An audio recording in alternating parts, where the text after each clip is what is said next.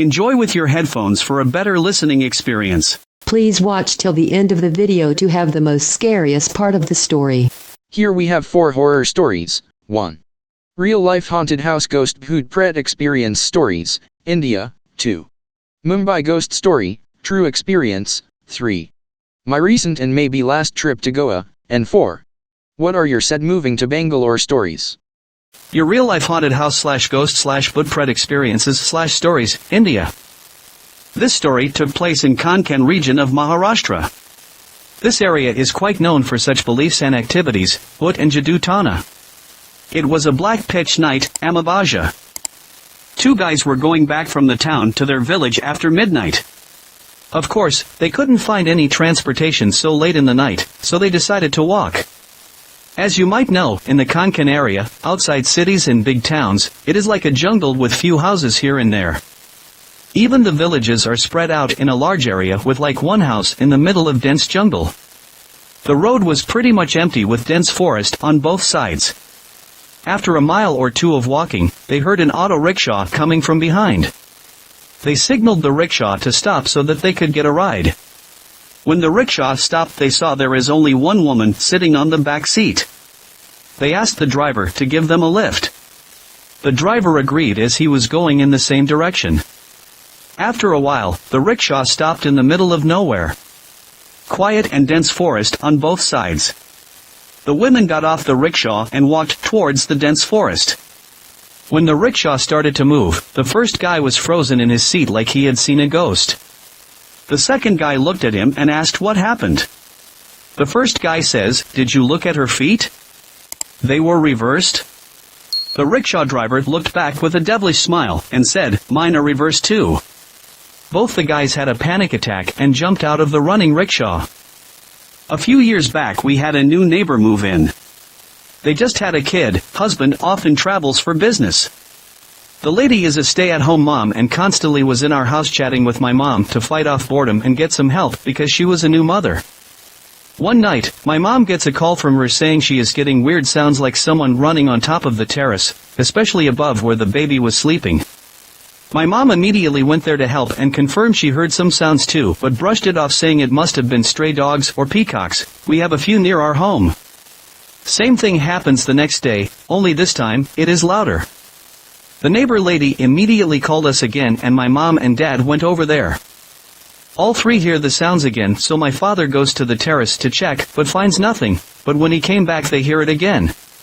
Now, I was surprised when my father told me he heard things because he is a huge skeptic. So, expecting the same, I stayed up the next night and no surprise the call came in again at 2 and I ran over there too. We hear nothing and find nothing on the terrace. No sounds came after that. The very next week they moved out. New neighbors came in, we casually told them the whole story, they didn't give us a single chance. Around 2007 I used to go hiking in remote parts of India. Once I was visiting a friend of mine working in a very remote village. Back then the village had no electricity. I have been to this village a couple of times before. It's a long bus journey to reach the nearest road that leads to the village. This road itself is pretty secluded and sees only 2 buses a day. It's a 4-mile walk through the fields to reach the village. I got off the bus in the middle of the night. I started walking down the fields to the village. It's a full moon day so there was enough light to walk without any flashlights. I was feeling dehydrated from the bus journey, so I reached the nearest well in a farm to get some water. Then I started walking back and glanced at a really huge tree nearby. I was terrified to see a young lady sitting under the tree with bulged out eyes looking right at me. I was frightened at the sight but asked her aloud what she was doing there at that time, but she didn't reply and was just looking at me with no movement. I ran a mile to the nearest village and collapsed. It took me a day to fully recover from that shock. Later I have been told that it's a tradition in that village neither to bury nor to cremate a woman when she dies pregnant but just to leave the body outside the village after a ritual. Really scary. This happened to me when I was 16 on the night of Christmas Eve. I remember the day very clearly. I was in bed trying to fall asleep. I was half asleep when I heard footsteps across the living room moving towards the restroom. From their cadence and the distinct sound they made, I could tell that they were my mom's. But in the dead of the night, without the white noise of the Usha fan to dull them, it was cold outside, so I had turned it off. They sounded really crisp and creepy. And within a second, the creepiness induced by those footsteps escalated exponentially into a full-blown shrieking creature that diffused into my room through the windows. It did not have any discernible form to it. It was shapeless. But it did have eyes. That much I could tell. Burning yellowish-orange eyes. It sat on me like a huge rock. It was so heavy that I could not move. I tried to move my hands, which were free from the weight of the thing, but they were somehow frozen. I screamed for help, but all that escaped from my lips were faint whispers. My heart was racing. My eyes were open throughout the ordeal, staring into nothingness and the creature's eyes at the same time. I felt as if death itself was sitting on me. I was certain that I was going to die. That my soul was going to be forcibly extracted from my body. I just surrendered to whatever was about to happen. After a few minutes, as suddenly as the creature had diffused itself into the room, it disappeared. I was now free. But I was sweating and shaking quite a bit. I had no clue about what had happened. I was too afraid to move an inch. I just closed my eyes and drifted off to sleep. The next day, I woke up perfectly fine. I hoped it was just a one-time thing and left it at that. 1 month passed without any scary things happening. I had completely forgotten about that incident when it happened again. This time it was triggered by a cat walking on dried leaves outside my window. The same shrieking creature. The same helpless frozen state. And the similar sudden exit of the creature. I desperately hoped that it would not be repeated. Unfortunately, that was not the case. The creature kept coming back, always when I was about to fall asleep and most of the time triggered by an unusual sound. Sometimes it was triggered by an unusual memory that suddenly popped into my head which I was not supposed to remember, like the dents on the lollipop that I was licking on Independence Day in my kindergarten. I am so sorry that I cannot convey the creepiness of the whole thing effectively in words. Anyway, after a year of these nocturnal episodes, I learnt on the internet that it's called the old hag syndrome or sleep paralysis and that modern science is quite aware of it and has an explanation too. I was quite impressed. But I won't go into its details here. I guess you found sauce for your TIL thread. Anyway, after getting to know the reason behind it, I stopped being afraid. Whenever the creature visits me, I just surrender to it and patiently listen to its screams. It goes away in a few minutes. The last time it visited me was 2 months ago. I am not expecting this condition to stop, but I don't care anymore. I am sure that out of the 40,000 radians, others must have experienced this. If so, I would love to listen to how the creature appears to you. My cousin goes to office at 4 in the morning every working day. Most of the times I used to be sleeping, but in sometimes when awoke I used to shut the door. After he was gone and I slept for like 10 minutes, I used to feel like he comes back and enters the door and starts to open his laptop and start working here. I couldn't move any part of my body. I always wanted to ask him questions like, will you be working from home today? Not going to the office? Etc. But couldn't even breathe properly. He would stay there for 5 to 10 minutes and disappear. For the first few incidents I didn't realize why did this happened. Later I learned about sleep paralysis. Now I have moved to another place and my cousin is living somewhere else and this doesn't happen anymore. Raj and Simran met each other in Switzerland trip. Since they were young and good looking they did not take much time to fall in love. Simran's Baji was against Raj. After some Kun Karaba, Baji frees the hand of Simran to go with Raj and Jilu Apni Zinji. Simran ran towards the moving train. Raj, being a Janamjat flunker, did not pull the chain of the train and instead offered his hand. Since Simran was not PT Usha, she failed to catch Raj's hand and fell on the track, hitting his head on the railway track and died. Raj, being an idiot, lost his balance as well doing Harapanti and was hit by a train coming from another direction on parallel track and died as well. They opened their eyes to see playing basketball as Rahul and Anjali in Next Birth. Anjali falls for Rahul, but Rahul, being a Janamjat idiot like Tina. Rahul marries Tina and Tina dies. Anjali waits for years but finally decides to marry Aman Bai, not her. On the day of their marriage, Rahul returns to take Anjali back with him. Anjali stands still on stairs and did not come down to take 7 faras. Iko Gusa Aya. He takes his SUV inside the mansion and runs his vehicle over them. They die instantly. I was acquitted by the court. After 18 years they again dare to take rebirth as real Dilwale. But do they meet in this Janam? I will tell you tomorrow after 1 p.m. Alright, this is a story one of my, now very elderly, family members told me. I don't know whether he was speaking the truth or not, but don't really want to question a 60-plus-year-old Dadaji here. When I say Dadaji I mean one of my grandpa's cousin brothers. This story is about the time when my Dadaji was a young man in Calcutta studying in the Scottish Church College while living in an all-boys hostel. Back in those days, Scottish Church and Calcutta were my Dada's first experience of the big city life. This was something new and completely unexpected for him since he hailed from a village and was a bit bola. As expected, he became the butt of all jokes, though it never took the form of physical violence or harassment. One day, the boys wanted to play a prank on him and thus dared him to stay in the supposedly haunted room of the hostel. Now, the story becomes interesting. How many of you have heard of the Bengali singer H.M.? Not giving full name here for obvious reasons. Apparently, that room was once occupied by the boyfriend/male companion of Mr. Singer. Later, when the society of that time did not accept their relationship, he committed suicide. As a result, the room was locked by the warden and not let out to any student after that. It was rumored that the unfulfilled spirit of the boyfriend still prowled the room, and if 2 males stayed there overnight then they would be consumed by passion for the rich, earthy aroma of sweaty male flesh and would not be able to resist trying it out. Needless to say, my Bola Dada and another guy from the hostel, this one was the cool dude, got drafted in to test the veracity of the story. The warden was bribed and the key to the locked room was procured. After that, the 2 dudes went into the room with a reception generally reserved for soldiers who go to fight at the borders of our country. Anyways, they went if. The door was closed. And locked in the night.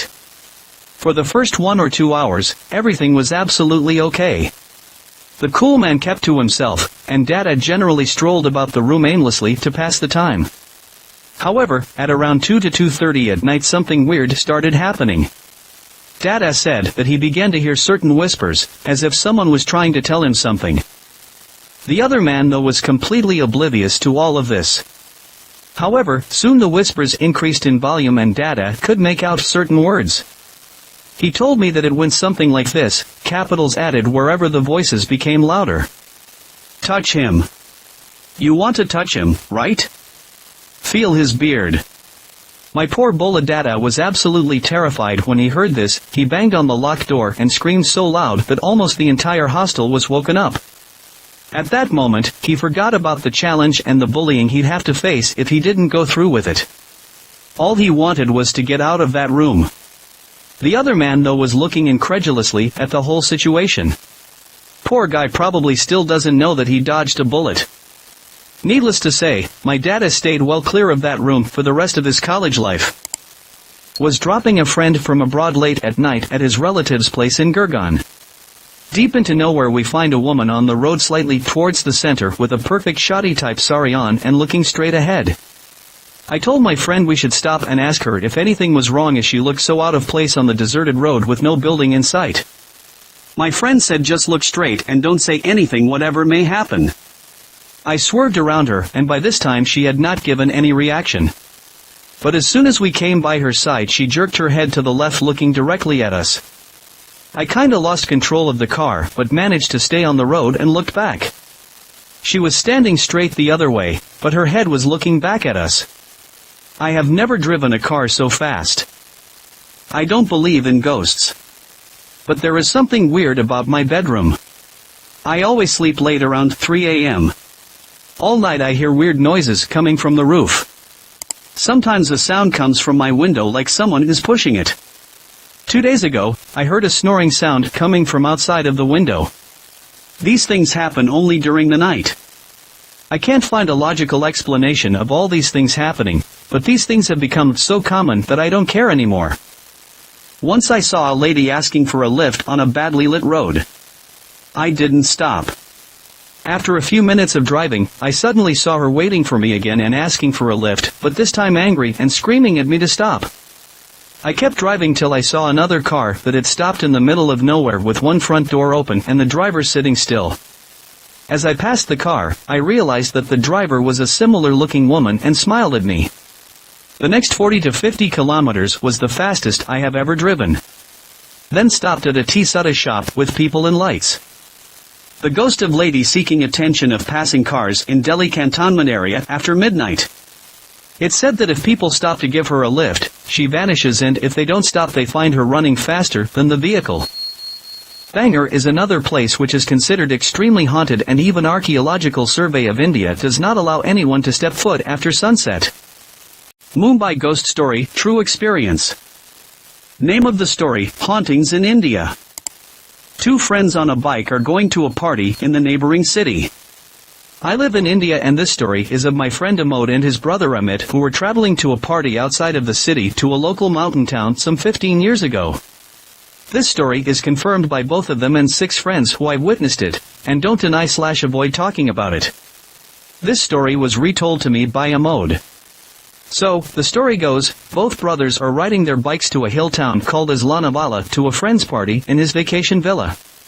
Amit is the rider and Amod rides pillion. Amod is the younger and must have been 14 to 15, Amit the older at 17 to 18 max.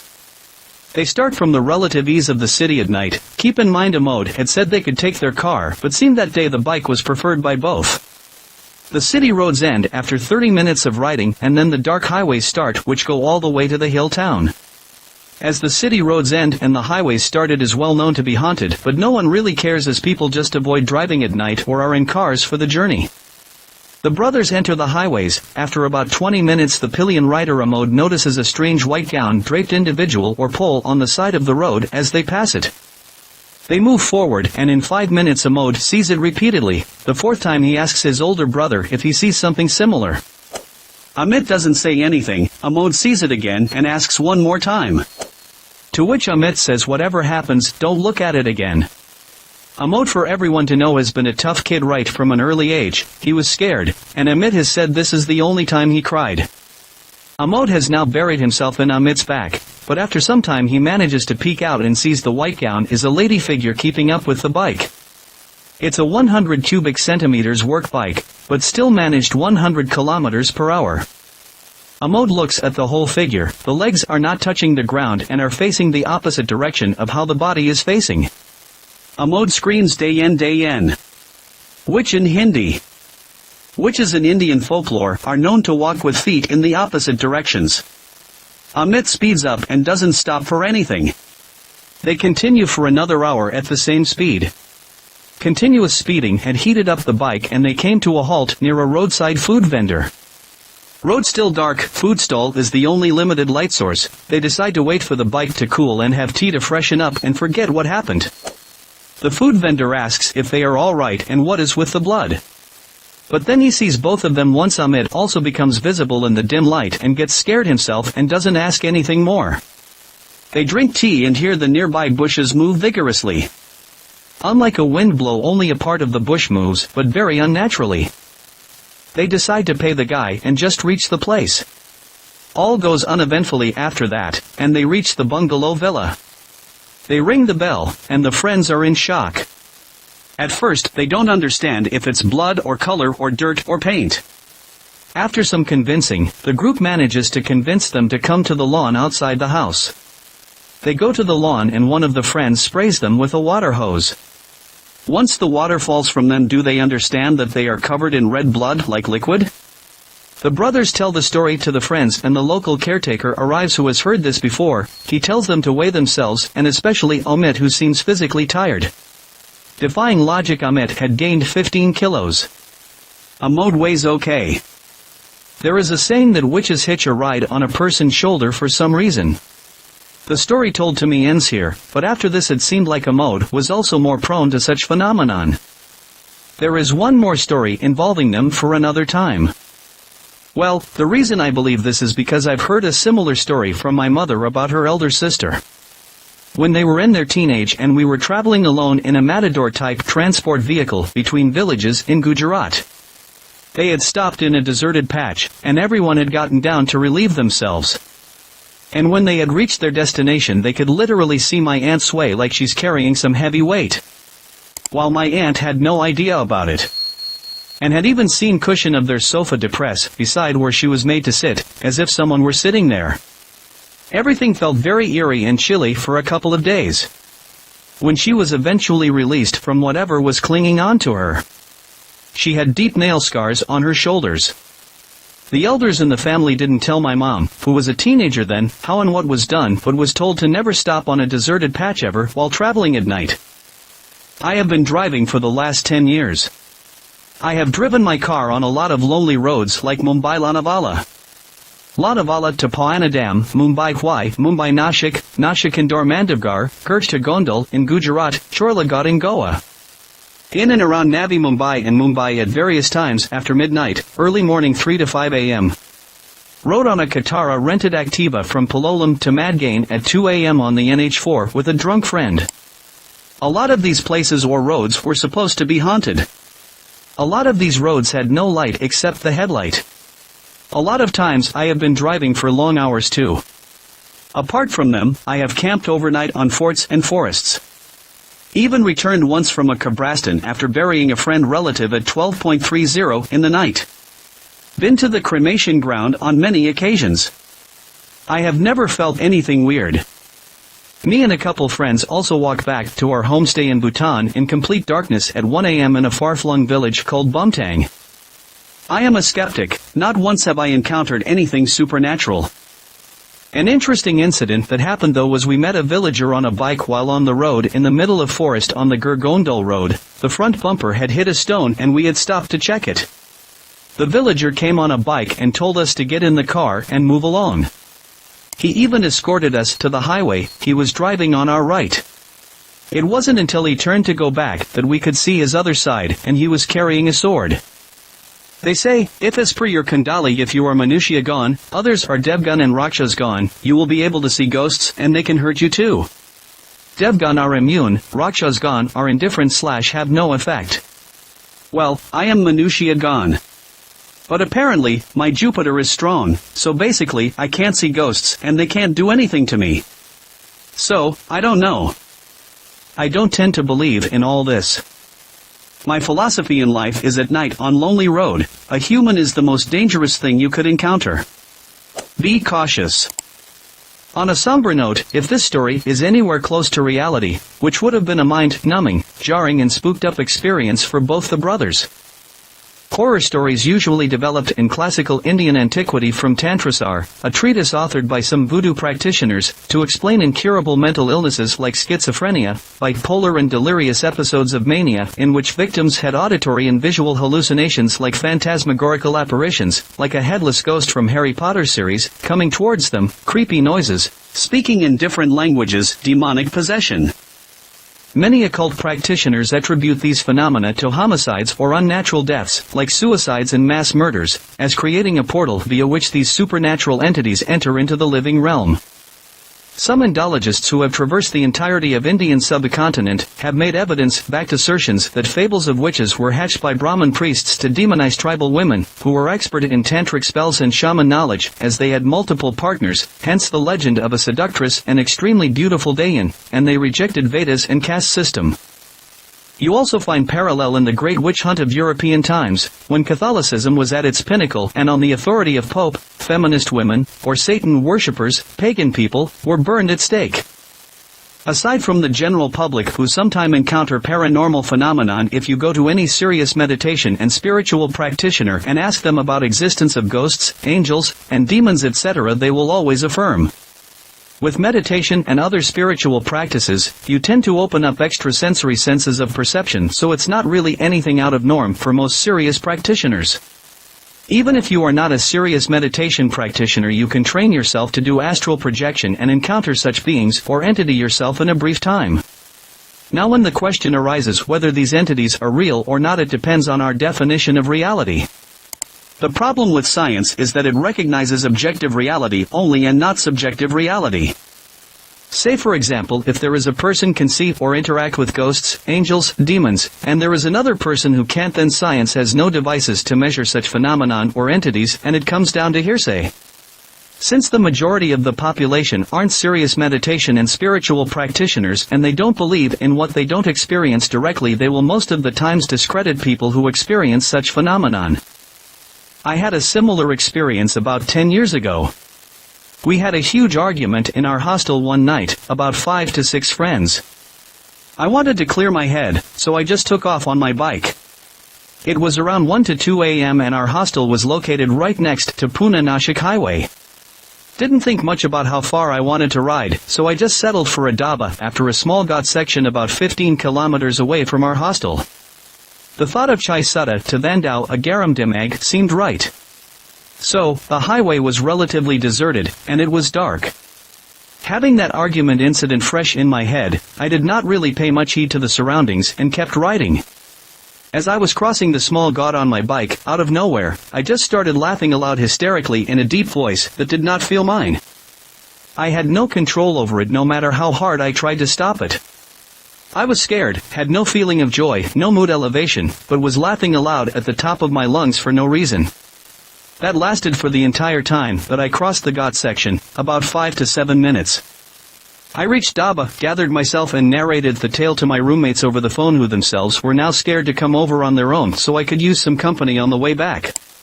Spent the whole night at that dhaba, drank about 5 cups of chai and smoked about half a pack of cigarettes by the time the sun started to come up, and headed back to my hostel. Needless to say, that was the last time I went on a bike ride alone in the middle of the night on an unlit highway. My recent, and maybe last, trip to Goa. Just came back from Goa. For context, I have lived in India for 30 plus years, in Europe for nearly 2. Went to Goa with my family, age group 30 to 65, but the views below are my own, 33. My observations. Prices of nice places in Goa are almost equal to average nice places in Europe now. A pint costs 5 to 7 euros in most of Europe, and it cost us 400 to 500 in most good places in Goa. Cocktails 500 to 700 rupees. Same goes for food. I have been to Goa more than 10 times, but this time, the prices everywhere lead me to say, not worth it. This was a deal breaker for me, like many times before I again witnessed the infamous Goa taxi mafia. They were pretty angry at me for using a self-drive car, threatened to puncture it because I had parked it next to their taxi. This happened at Vagator Beach. Also, I heard of more than 100 US tourists were sent back by hooligan taxi drivers a few days back as they opted for buses and not their taxis. More than anything, these taxi drivers' threat of violence is scary.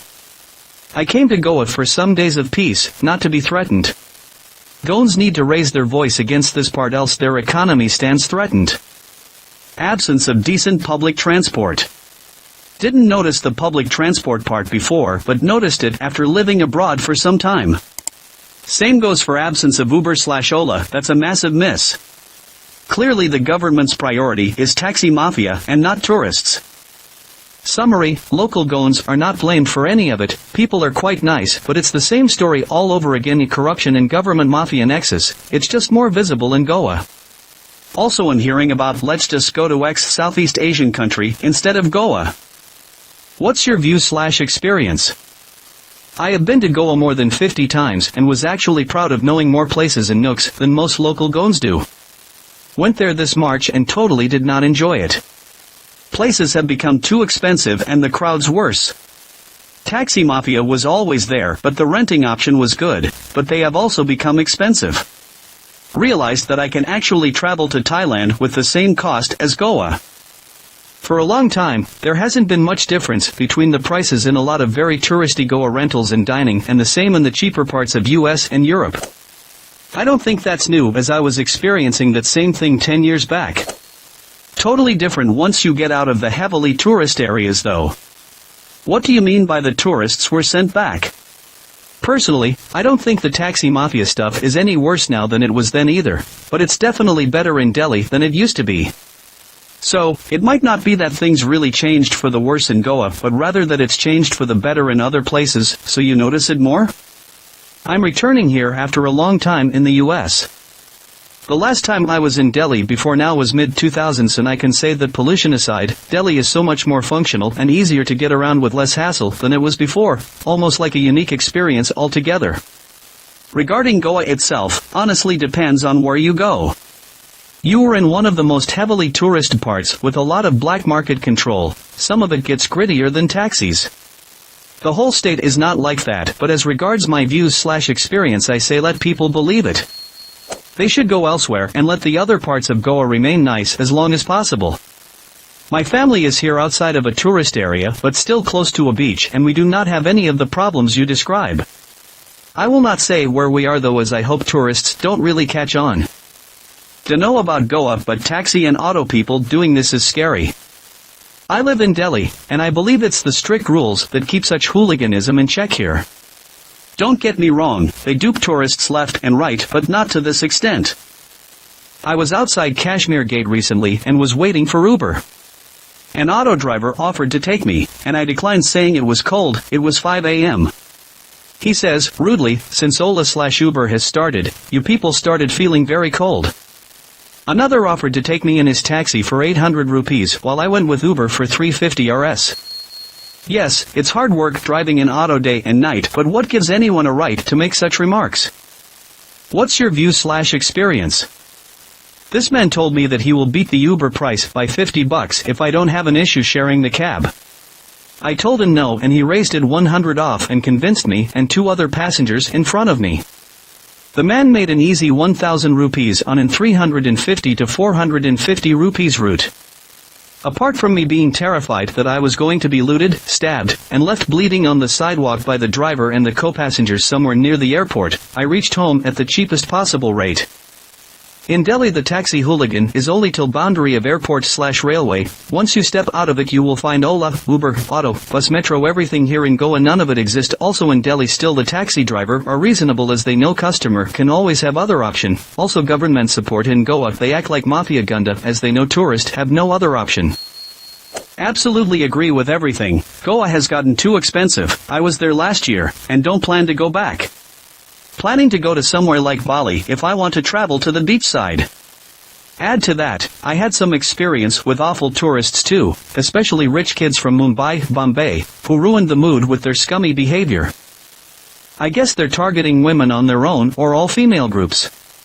There are whole groups of men, I think mostly from North India, going to Goa by bus pretty much with the sole intention of staring at women and taking photos of them on the beach. Makes for a relaxing holiday.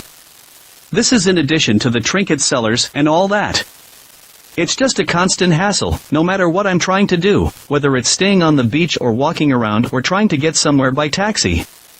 Of course, there's the option of going to an expensive resort with a private beach and never leaving, but that's like being in an expensive prison, and for the same money, I have better options. T's really concentrated in Goa. I actually live in Delhi and never experienced this level of harassment, nowhere near close. Obviously, there are no beaches in Delhi for these idiots to congregate and prey on women. Also, I find it's easy and safe to get around Delhi by the metro plus Uber combination. In Goa, options for transport are limited. Even accommodation prices have shot up, thanks to the Airbnb hype. The property maintenance is barely there because ROI on seasonal rentals is peanuts. All this speculative buying from non-locals is also making homes unaffordable for locals. I am a native Goan, and I completely agree with all the points. Points B and C are related. The taxi mafia doesn't want Ola/Uber and public transport to be improved so that they can keep fleecing the tourists. I have heard many folks saying Goa is a world-class tourist destination, but it doesn't even come close. And another huge gap in the overall infra is the mobile/internet connectivity. Except in major towns, the connectivity sucks big time. I'm Goan and Goa now sucks. There's a place called Daman and Dio, far better place than Goa. Goans are arrogant and greedy nowadays. My dad made Goa visits worth his food, clothing and shelter was present. After he passed away, this place went to dust. Daman is great if you want to stay somewhere and get drunk. I was born on Daman, and I was there 2 years ago. Beaches are pathetic, it's almost a garbage place minus the cheap alcohol. Edit Dio is actually fun, but it's 8 hours away from Daman for those who don't know. Dio is nice, but there is nothing much to do there.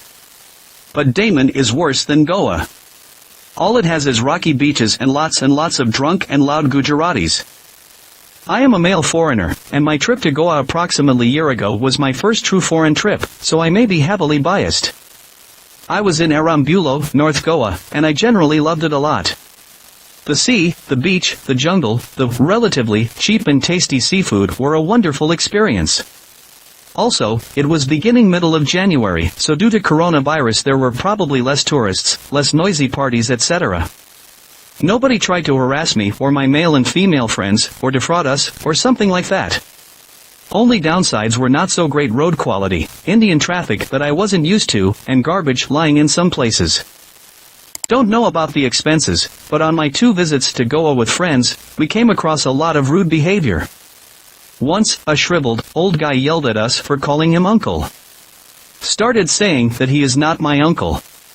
Said we should ask for people's names, not call them uncle. This was at a popular seaside shack, but I can't recall its name. The owners of local accommodation, 2-wheeler rental guys, everyone seems like thugs. During peak season, the behavior of business owners towards stag groups is just disgusting. There are the transgender hookers soliciting you on the streets, shady guys chasing you to get you massages from East Asian chicks. One on of the beaches, the shacks have large dance floors and they've hired women and trans girls to get close to the guys. You can see them getting humped all over the place. Overall, it feels like a place for those who want cheap alcohol and sex. Maybe South Goa is more sophisticated, since I hear that international tourists go there, and the place has good hotels. My experience above was in the north. These taxi and rickshawalas, especially, cause problems everywhere in the country. These goons don't even pay tax and behave as if their presence matters in the country. Their wives and children also don't care to these irresponsible retards. Exactly. Thailand works out the same even with flights, and I don't get the hassle and harassment that I get in Goa. I am planning to visit Goa soon with my wife and toddler and will be using a self-drive car too.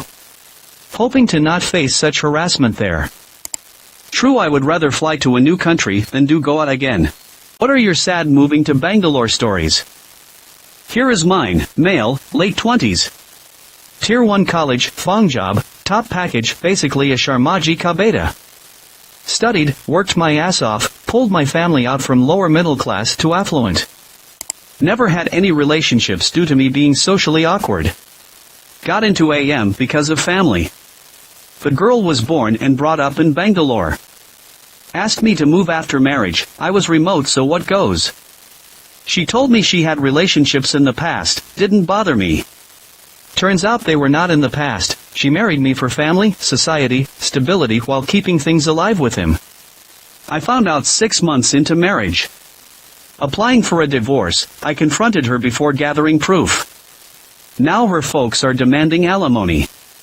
I just want to get out, money doesn't matter. In short, moved to Bangalore for being with wife. Wife was screwing someone else, now alone in Bangalore with no friends to even have a few drinks with, never drank before. This is my rant, what's yours? Man, let me tell you from experience. Quit job. Provide resignation proof. I hope she doesn't have any proof of your employment or tax returns, or insurance. She cannot get details by claiming RTI from private companies. Bulletproof all your assets to your parents' or siblings' names. Basically, you should look like a bankrupt person.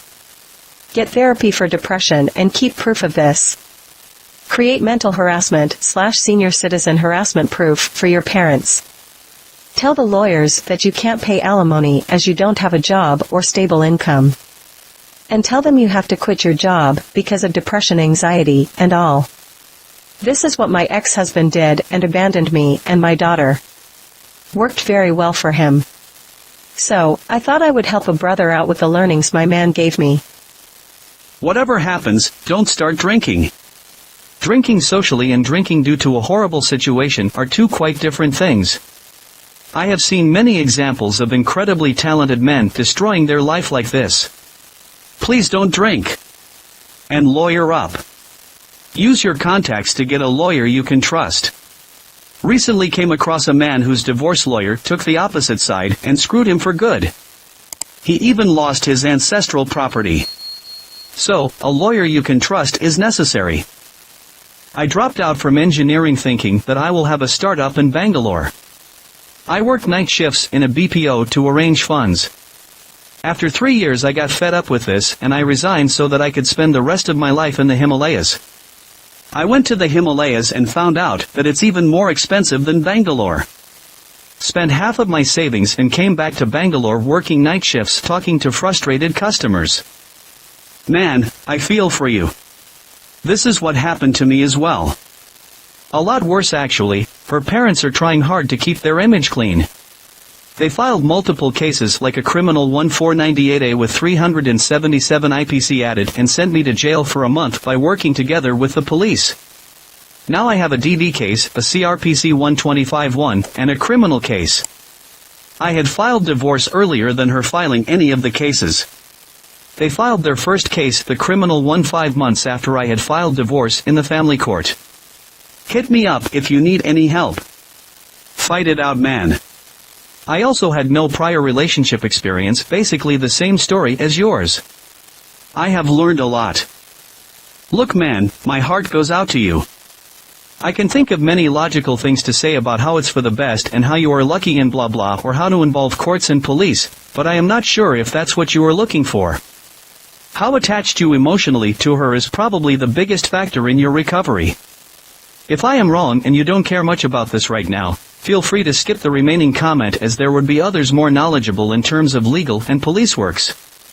Just as a good relationship can make you fly with confidence, you will find one, don't worry, a bad one can crash you hard. I'd tell you to pick up a hobby and invest some time into it every week. A few moments of disconnect and enjoyment can be really healthy psychologically. I'd strictly advise to avoid drugs and alcohol, and they would just numb you, not help you process your emotions. Hobbies will be constructive outlets for emotions, which in turn will help you analyze them and come to terms with yourself. Knowledge and realization are different things. You can realize only with experiences and how you handle them. You have to realize that key to your happiness is within yourself. We usually use relationships as excuses, through projection or something else, to bring out our true inner self. Usually, we are happy with someone because we don't pretend to be someone, we be ourselves with them. So, what's stopping you from being yourself without them? Feel free to find some good videos on YouTube. Some TED Talks are really powerful tools to understand relationships.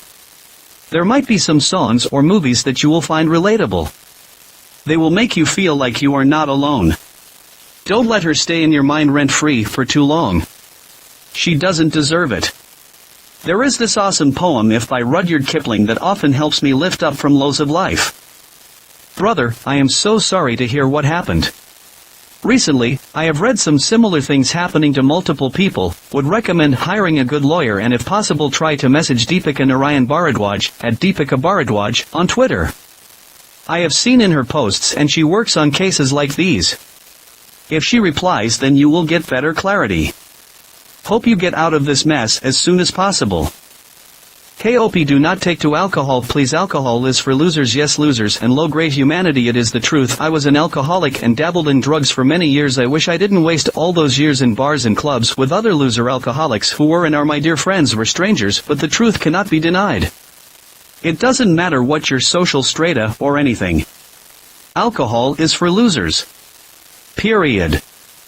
Take up yoga, it will calm your mind, relax your being, give you a better perspective of life, and with it you can consider this as the best thing that could have happened to you, and you will always thank this woman for helping you to grow in life that you never would have or could have even dreamed of. I know what I am speaking about. Listen to me. I can't reveal my identity to you today, but one day you will realize who I am. You will just realize, and it will be me. And you will laugh a great laughter that day. Maybe I can join you that day. Not for a drink, but for the most uproarious laughter you have ever laughed. Don't start drinking, pay as much money as you have to pay to a lawyer, but don't pay a dime to her. Hit SIFF Bangalore. You can hire a private detective right to get evidence of her cheating on you, or even get police involved to get call records of them calling each other. If you know the person whom she is cheating with, give him a decent amount of money one time to give you the screenshots of their chats. Or confront your partner and keep the recording on and make her say that she has cheated on you. Since this comment section has turned into divorce advice extravaganza, I may chip in as well. I just got divorced 2 weeks ago. I'm not going to say thank you stars. Divorce sucks. It sucks we were dealt the cards we got. What I will tell you is a few of the things I've learned because of this phase of my life, which I'm hopefully done with for now. Do what you need to do to reclaim your self-worth. Figure out who you are outside of the divorcee tag. First step may be to get rid of that username LOL.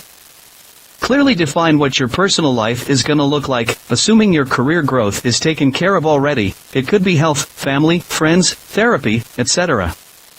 Learn to be selfish, with your time, money, and energy. Cut off people, bad choices, consequences of bad choices, with zero regrets. And most of all, divorce will cause grief. Remember to process and heal from it before moving on. Don't feel guilty about how you process your grief though. Everyone's struggle looks different. Oh, and everyone's moving on story looks different as well. Try not to compare yourself with everyone else while you do that. If I didn't have a past, I wouldn't be fine marrying a person with past in first place. Secondly, this person cheated you throughout. You should have at least investigated if something was on before marrying. AM is a huge gamble. Lastly, courts are so biased towards women that they would order alimony even when this woman cheated. Try and contact Deepika Bardwaj on Twitter if harassment and extortion doesn't stop. Good luck, get divorced. I've been reading such posts very regularly, and it really tears me apart how people can be so selfish, shallow and sadist to behave like an inhuman and cause so much hurt to someone else. It really makes me wonder how such people even maintain their conscience. Do people not even remotely feel guilty of screwing up someone else's life like this? Bro, I am honestly sad to read what you have and are going through. I am at lack of words to advise you on anything. Can just hope that this ordeal ends soon for you without major difficulties. Just hang in there and be strong. This system is totally rigged against the good men of society. There are no laws, no policies that can aid men in such situations. Don't get me wrong, I'm totally in favor of the laws, such as domestic abuse, dowry, alimony, that are in place for women, but the issue is that the ones who are the genuine victims do not get to benefit, and more often than not, scandalous women play the victim card and screw someone's life without an inch of hesitation. It's high time the world sees that men can also face abuse, harassment, and injustice, and have laws in place to be able to defend themselves. Be strong. Reach out to friends and family who can offer you emotional support, along with obviously taking the legal route to resolve this. Hoping for the best. I don't want to offend anyone, but this is common and sad with rich/beautiful Bangalore chicks. They need at least 3 guys to satisfy them. One sexually, one emotionally, and the other financially. Only the one screwing her stays happy. The rest suffers. You fell into the worst class. I feel sad for you, and dear, that I might end up like you. Power to you, brother. Stay sane. You can do 2 things. Go and meet her parents with your parents, audio record the entire meeting. Hear their demands and see if you can negotiate, but don't commit to anything. End the conversation by saying she can come back. You are ready to give this marriage another chance. While I know, bear with me please. Send her a WhatsApp message stating that you want her to come back. If she comes back, be smart enough to gain proof. She most likely will not, since her dalliance is in open. File for divorce under desertion. In your petition, state that one day she left and refused to come back. You knew she was in an extramarital affair, and you wanted to forgive her, but she just left. Use the text message as evidence. Mention that your parents don't live with you, and hopefully no dowry was demanded. This will eliminate her chances of filing a wrongful complaint against you. Her options would then be, either to succumb and settle for an affordable alimony, or to appear in court and prove her reason of desertion. You should be able to get a divorce one way or another in 6-12 months. If you have a great lawyer. Please file the case in the city of your wife's residence. I am hoping that your conduct has been top-notch as a husband and no harassment or domestic violence can be pinned to you. If you fear she will go to the extent of malicious complaint, make sure in your messages you also mention that you've been a good and honorable man. You can opt for a police complaint to let the authorities know you fear your wife will try to put a false charge on you. This should keep you protected. I hate when a handful of women use the laws to benefit their corrupt agendas. This world is filled with suffering. I hope you get remediation soon. What a world we live in. Girls from no-name colleges cheating hard-worked IITians, while a loser guy is getting free sex from a hot married girl. Marriage no longer holds sacred because of these types of girls. I don't know how our future generation will be. Incredibly sad state of affairs. Feminism and women independence spoiled the value of a man. There is no value to hard-working and genuine men. Only cheaters, criminals and abusers are having a free ride in this ******* society. Though it was not a Bangalore story, I went through something similar. Not sure about cheating, but the relationship was over in a couple of months. I know what it is like to think have done everything right and still have no luck. It sucks and the anger and frustration just wanted me to get back at her. With some therapy and knowledge of the law, got to know the best solution is to end the marriage by mutual consent. Hire a competent lawyer, one that specializes in family law and criminal law. They can help you with the situation. Threats will come in the form of alimony or 498A, but the lawyer will be able to help with that. It will take some time and cost some money but is definitely worth it. Sorry bro. Take care of yourself. As for my story, I'm the Sharma G. Kabeta who took arts. Best decision of my life, but here's the sad Bangalore bit, I came here to study design. Through 4 years of college, was in a relationship with my first girlfriend. Always felt trapped, but finally made it out. Got into a new relationship, lasted for almost a year. Then got into another one, lasted for more than a year. I'm going to turn 26 this year, and I'm emotionally exhausted of being intimate with someone. Just trying to get laid now, but to no result since I'm so used to serious relationships. Don't have the heart to love anyone, but hormones keep raging lol. Focusing on work, doing my masters, and trying to make the best of my life at the moment. Here's my story. 21, moved to Bangalore 2 days back for an internship hoping it will turn into a full-time role in the next 3 months. A final-year engineering student and a failed dorm room entrepreneur. Got out of a very toxic relationship a month back, yet still in grief because of my failed startup and my breakup too. Took the most impromptu decision to move to Bangalore to try to start afresh in my career just to keep my mum happy. On tears typing this Man, you can come out of it if you want to come out of it. I repeat, only if you want to. Delete the trash social apps and focus on yourself. Spend some money not on her but for your future self. Hire a private detective or something, catch her in the act, collect all the necessary evidence and face her. I know it's painful, but you didn't do anything wrong. It's her who has done the deeds, so she is the one who has reaped, not you. Remember all the hard working you have to put to lift yourself and the ones around you. Feel proud, my boy. Don't let her hit you mentally. This is the thing that people don't understand. Usually, guys like you who are really good in academics lack social skill, especially understanding women. Whose advantage is easily taken by the women. Cracking exams and reading people are two different things, even which I understood late in my life. And trust me guys, girls can be as mean as boys. In fact, they are much smarter than boys. In many cases. Now find a hobby. Spend time with your friends. Parents. Go on holiday and hit the gym or any other physical hobby, and most importantly get a really good lawyer. Bro, if you're alone and need someone to drink with, let me know. I will introduce you to my friends. More than happy to help a brother out who's in mess. Least I can do. Rest I say this to all guys, please do some background research before getting into arranged marriage with someone who's been staying away from her parents for years. You lot have no idea what nonsense goes on in the metros. Particularly, the newer generation changes partners as if it is changing clothes. Valid for both of the sexes. Hey Ope, don't worry. Things will certainly look up. At this point, if she's willing to divorce you, try and enter into a divorce by mutual consent and be done with the marriage. Try not to get into a contested divorce, which can get messy. Even if their demands are a little expensive, a few locks will go a long way to restore your life to normalcy. Meanwhile, do not pick up any habits which you will regret later. Came to Bangalore from Gujarat and was always an introvert. Fell in love with a Mangalorean girl who was from a different religion. The girl leaves her home and moves in with me.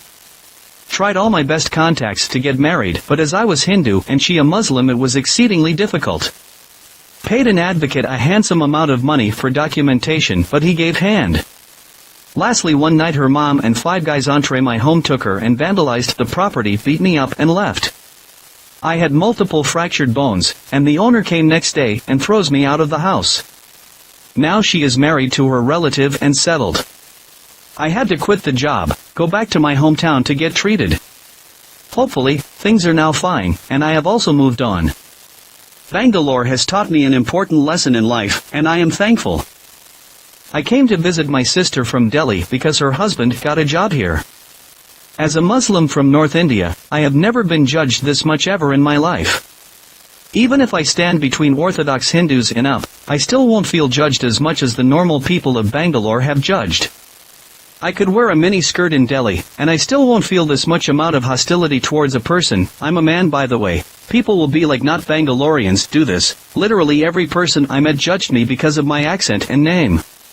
Shopkeepers were rude, autowallahs were rude, restaurant staff were rude. The waiter just kept on ignoring me because I was asking water, called him out 4 times, then just got up and left. Never visiting this city so advanced yet so backward again. Life happens. You can accept everything. But the fact that their folks are demanding alimony might test your temperance every now and then. But it's alright. If you can afford it, just pay the amount, and cut your losses. The idea of justice can make anyone feel vigilant. You will be tempted to act on their level if you take that route. Don't worry. Life is full of good and unpleasant surprises. Just don't lose yourself over this. Continue to do well like you always did. This is not the end. I am a Kannadiga myself, but not from Bangalore. I have to move to Bangalore just because my office is forcing me to return to the office. Trust me when I say this, big cities like Bangalore are not worth it if you have no social life or lots of friends to hang out with. The loner life gets to you after some time, and on top of that the high rent, outside food, really worse traffic, water starts affecting your mental and physical health. You don't even want to do anything, and days just go by. I am in southern TN, I pass through URU sometimes, and visit URU to meet friends. We could meet if you feel like. By the way, I am single, straight, a teetotaler and happy as I am. Despite family forcing me to marry, I have resisted, as finding a quality girl in my case, through both arranged and unarranged ways, has been tough and futile. I know of classmates and batchmates who have gotten divorced from anywhere between 1 day after marriage to 1 year after marriage and in between. This includes both arranged and unarranged marriages, but all due to incompatibility and ego, or just the realization that married life is different thing from what they had imagined. Sorry to hear that you were married to such a female. Having friends after a certain age can be difficult, and, generally, having acquaintances is easier. Get into a hobby and keep yourself occupied on weekends. 21M, 2022, at the time of living in Bangalore, final year university student. Got kicked out mere days before my final semester exams from a house that I rented in Jayanagar. The owner did not renew the rental agreement and told us we could have the house till July, until he called us in May last week and told us to pack our things as we had to move to a smaller place than he had arranged. Had all the proof of our agreement but didn't bother going through it. Now living in Mumbai, happier than ever. Take psychological help. Create a narrative that the ordeal made you suicidal, unable to work, etc. Try getting divorced on grounds of cruelty. If the marriage is too young, she won't even be able to claim any fat settlement. 20 L-tops, hurts to pay even a cent to such a girl, but Alimony won't be needed either if you have a good lawyer. But lawyer up ASAP.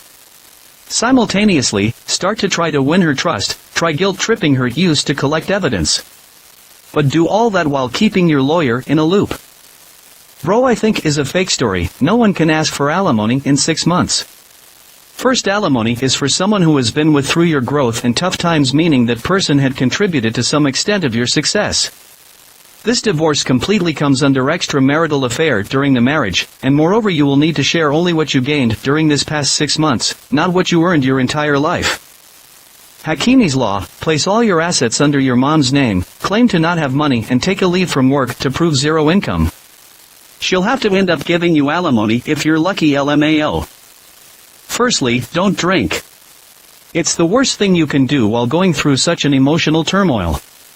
Second, therapist, friends, childhood ones or anyone, family support system. Third, get a great lawyer. Since money is no object, this shouldn't be an issue. Stay strong. It's a tough time, not a tough life. Lot of people suggesting that they can drink with you. Man, I don't drink and have never drunk, or smoke, and I can certainly say that it's never the solution. You have already realized that you need peace of mind over money or her, and that's a good move. All that you have to do is to keep you engaged, maybe move back to your family, and not let these wrong thoughts get into your head, mate. Wish you good luck. Thanks for watching. Please comment, like, share and subscribe. The Internet Surfer on YouTube for more horror and scary stories.